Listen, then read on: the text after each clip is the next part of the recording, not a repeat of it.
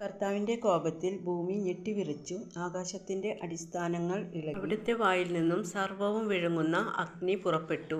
അത്യുന്നതന്റെ ശബ്ദം മുഴങ്ങിക്കേട്ടു. കർത്താവ് ഗംഭീര ശബ്ദത്തോടും പ്രധാന ദൂതന്റെ അകമ്പടിയോടും കൂടെ മധ്യാകാശത്തിൽ പ്രത്യക്ഷനാകുമ്പോൾ കർത്താവ് ഇല്ല എന്ന് പറയുന്നവരും കർത്താവിൽ വിശ്വസിക്കാത്തവരും വിഗ്രഹത്തെ വണങ്ങുന്നവരും പരിഭ്രമിച്ചു പോകും. ലോകസംഭവങ്ങൾ വിളിച്ചറിയിക്കുന്നു.